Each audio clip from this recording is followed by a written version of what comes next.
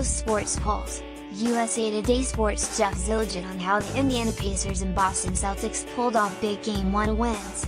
USA Today Sports says NBA beefs go, it doesn't get any better than LeBron James v. Lance Stephenson. On one side, you have the game's greatest player, a 6'8", 250-pound force who's deemed the chosen one during his celebrated high school days and is now in search of his 4th championship and his 8th consecutive finals appearance. On the other, you have the game's most infamous irritant, a 6'6", 230-pounder who was taken in the second round back in 2010 and has played for 6 teams since en route to this reunion matchup between his Indiana Pacers and James' Cleveland Cavaliers in the first round. Those fans who don't like James seem to revel in those moments when Stephenson gets under his skin, while his supporters love nothing more than seeing him push back. As we saw on Sunday, when the Pacers' Game 1 win, 98-80, including the latest series of Stephenson slaps, stare-downs, and silliness that included Stephenson headbutting the basket stanchion after a dunk. This series should serve as the latest chapter in this back-and-forth.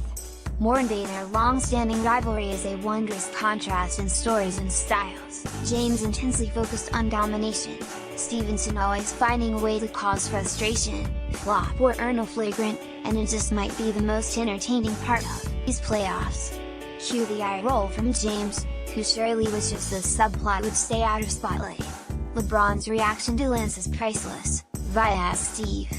OS, pic.twitter.com/L8FZ8Axui, Michael Lee, at Mr. Michael Lee. April 15, 2018. When it comes to the tale of the tape, James has the upper hand in every regard, including a series sweep last season over the Pacers. He never lost to the Stephenson team in the playoffs, though the 2013 conference finals went 7 games.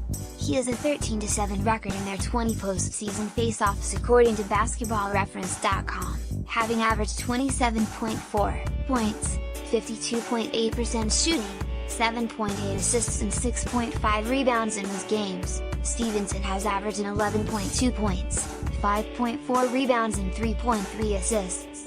Then again, this has never been about the box score. So how did they get to this bizarre place? Facts only, LeBron vs Lance is the greatest rivalry of our time.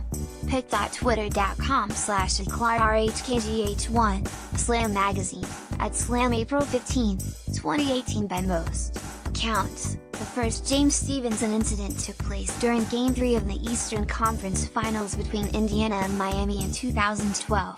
Stephenson wasn't even a rotation player at the time, logging 7 minutes in all over the course of the Heat's 6-game series win.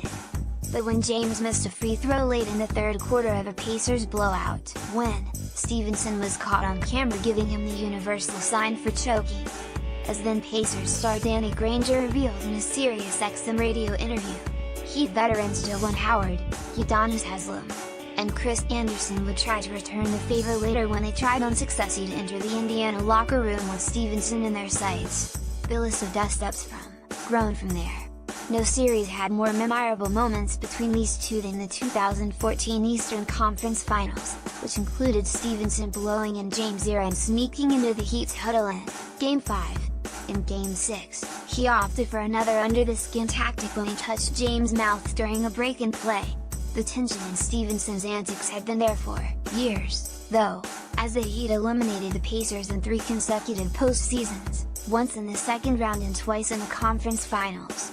They picked up where they left off this season, with Stephenson being accused of punching James below the belt during the November 1st game in Cleveland. He was given a flagrant.